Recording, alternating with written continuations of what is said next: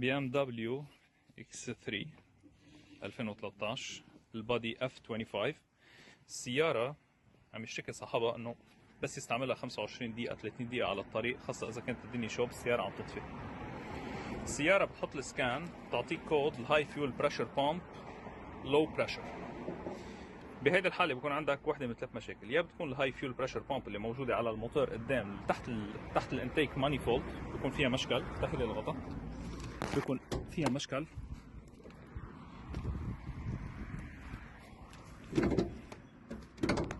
ثواني.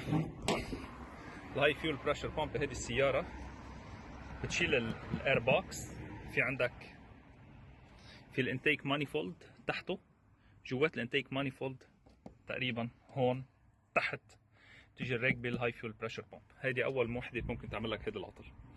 ثاني شغله ممكن تعمل لك هيدا العطل لانه ما في عندك على اللو فيول بريشر بامب على الخط الضغط الواطي تبع البنزين اللي هو البنزين اللي جاي من الترمبه اللي ورا، لانه ما في عليها سنسر، فما فيك تعرف الريدنج اذا كان المشكل اصلا ضعف من هيدي الترمبه اللي هون او ضعف من الترمبه اللي قدام. بس وقت اللي بيكون الضعف من الترمبه اللي قدام السياره بتدور وبيعطيك انه الموتور مش عم يعطيك البويسانس ماكسيمال، مش عم يعطوك القوه الكافيه، ولكن السياره بتضل دايره. وقت اللي بيكون عندك العطل من هيدي الترمبه السياره بتطفي. بهيدي الحاله الزبون اللي عم يشتكي فيها بس عم يطفي السياره ويريحها 20 دقيقه السياره عم ترجع تشتغل طبيعي. حصرنا مشكلتنا يا هون يا اما هيدي البامب اصلا مش عم يوصل لها كهرباء، وهيدي البامب بتاخذ كهرباء من هيدا الكف او الموديول يلي هي اللي بتتحكم بترمبه البنزين. حنجرب نشوفها نحن وياكم. هيدي بيوصلها خط حامي بيوصلها 12 فولت، وهي بتخرج خط جراوند، خط بارد، وخط حامي بيوصل على الفيول بامب لحتى تشغلها.